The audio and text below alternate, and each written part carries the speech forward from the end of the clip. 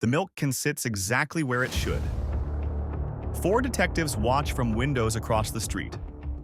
Lieutenant Joseph Petrosino positions himself on a fire escape 3 stories up, sightline clear. Inside the can, $1,000 in marked bills wrapped in butcher paper. The bait belongs to Luca Marchetti, a grocer who finally agreed to cooperate after his second black hand letter arrived with his daughter's school schedule attached. The figure approaches at 2:33 a.m., too small. A girl, 12 years old, maybe 13. She wears a nightgown under a wool coat, bare feet in men's shoes 3 sizes too large. She doesn't look around, doesn't hesitate. Lifts the milk can lid, removes the package, walks north toward Houston Street. Petrosino signals, no arrest, follow. The girl walks 6 blocks, never runs, never checks behind her. At 2:41 a.m., she stops at a newsstand on the corner of Bowery and Prince. The vendor is blind, clouded eyes, white cane propped against his stool. She hands him the package. He nods. She leaves. Detectives converge at 2:43 a.m. The blind man claims a customer paid him $2 yesterday to hold an envelope for pickup. Tall man, dark coat, no accent. The money? Gone. Someone collected it 5 minutes ago. Which direction? He points 3 different ways during questioning. The marked bills surface 3 weeks later in Boston. Hardware store. The clerk remembers selling paintbrushes to a woman who spoke no English. The serial numbers confirm it. The woman vanishes. Petrosino arrests 6 men over the next 8 months. Different neighborhoods, different victims. Each claims he worked alone. Each describes the same method. Write the letter, deliver it personally, arrange the drop, use a proxy to collect. No meetings, no bosses, no organization. American law requires conspiracy. Petrosino has 6 individual misdemeanors. No judge will connect them. 0 convictions. The extortion continues. February 1909. Petrosino travels to Palermo, Sicily. His mission: access police records, identify suspects, trace the black hand to its source. He works quietly, uses a false name, doesn't notify Italian authorities of his arrival. Someone notices anyway. March 12, 1909, 8:45 p.m. Piazza Marina. Petrosino exits a cafe after dinner.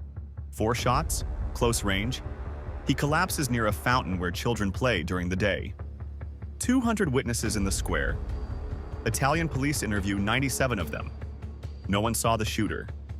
No one heard which direction he ran. The investigation closes after 6 weeks. The file lists the cause of death and nothing else. Petrosino's body returns to New York on March 28th. The funeral procession stretches 12 city blocks. 200,000 people line the streets. More mourners than witnesses. His case file remains in the NYPD archive. 17 arrests, 0 convictions, 1 silver star returned to the department in a wooden box. The grocer, Luca Marchetti, receives another letter 4 months after Petrosino's funeral. He pays, doesn't report it. His daughter never learns why they moved to New Jersey in 1910, why her father destroyed every photograph from their time on Elizabeth Street, why he forbade speaking Italian at home. She assumes he was ashamed of being poor. The 12-year-old girl who collected the ransom that night in 1906 grows up, marries, has children of her own. In 1953, a reporter tracks her down for a retrospective piece on the Black Hand era. She agrees to an interview, then cancels the morning it's scheduled. No explanation. Her grandson finds a deposit box after her death in 1981. Inside, $2 in coins dated 1906 and a child's shoe, just one, men's size, worn through at the heel. He throws both away, assuming they're worthless. The man who paid the girl never existed in any record. The blind newsstand vendor died in 1909, 3 weeks after Petrosino. His death certificate lists natural causes. He was 31 years old. Petrosino proved you could arrest the extortionists. He died proving you couldn't arrest the silence. January 16, 1920. The Volstead Act takes effect at midnight. By morning, Black Hand extortion letters stop arriving, not gradually, instantly. The economics shifted. Bootlegging pays better than fear. Tenement Museum, Manhattan, October 2003. Construction workers demolished the third-floor apartment at 247 Hester Street, the building Giuseppe Verdi owned from 1910 until his death. They're converting it into exhibition space. Historical preservation, authentic immigrant experience. At 11:23 a.m., a sledgehammer breaks through false plaster near the kitchen chimney. Inside the cavity, a metal box, rusted, sealed with wax that cracked decades ago. The foreman opens it on site, calls the museum director immediately. 41 letters, all addressed to Giuseppe Verdi, dated 1903 to 1918. Every envelope bears a black handprint. The museum contacts Giuseppe's family. His grandson, Anthony Verdi, now 83, drives in from New Jersey. He's never seen them before. His grandfather died in 1931. Anthony was 9 years old. Giuseppe never mentioned letters, never mentioned threats, never explained why the family always seemed 1 month from eviction, despite the barbershop's steady business. Museum researchers calculate the payments using inflation tables and archived bank records they cross-reference with the letter demands. Total extracted, $23,000 between 1903 and 1918. Anthony sits in the museum archive room for 47 minutes without speaking, then asks one question. Did my grandmother know? The researchers check Giuseppe's personal ledgers, also found in the box. Every payment is recorded as charitable donation or church tithe. Different amounts, different dates, all fabricated. Maria Verdi died in 1928, believing her husband was generous, not terrified. The discovery triggers others. March 2004. Demolition crew in Brooklyn finds 18 letters in a hollowed bedpost. The Moretti family. June 2005. Renovation in Chicago uncovers 32 letters sealed in a basement wall. The Colombo family. November 2007. A descendant cleaning her grandmother's attic in Philadelphia discovers 9 letters sewn into a mattress lining. The Russo family. The pattern holds. Every cache hidden. Every victim silent. Every family mythology built on protecting dignity over truth. By 2015, historians have documented 1,847 recovered letters from 73 different families across 5 cities. Not one was ever reported to police. A forensic linguist at Columbia University analyzes the handwriting in 2019. She compares letter formation, pressure patterns, ink composition across 212 letters from supposedly independent operations. Her conclusion: 63 letters, spanning 1903 to 1917, were written by the same hand. Different symbols, different signatures, same author. Someone orchestrated dozens of black hand rings while maintaining the illusion of decentralization. The linguist identifies consistent orthographic errors, misspellings of Sicilian dialect words that only someone from a specific region would make.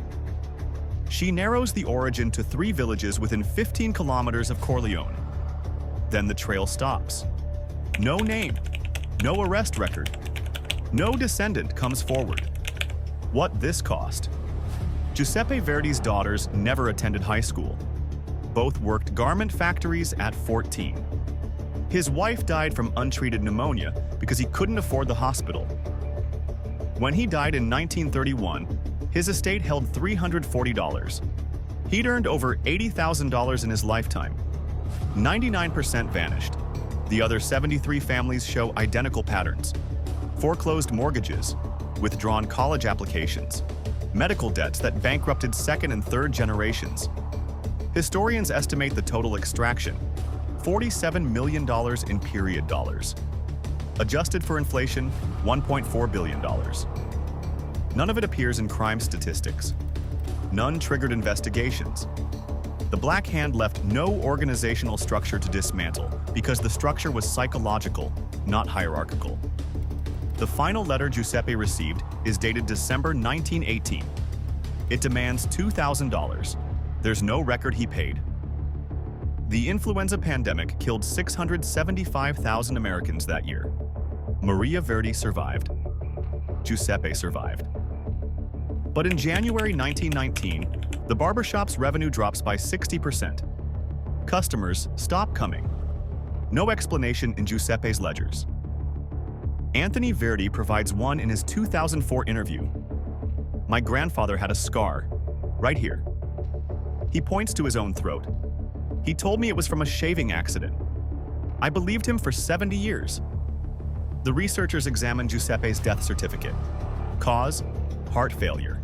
But the attending physician's notes, archived separately, describe evidence of prior traumatic injury to the neck, possibly years old, healed poorly.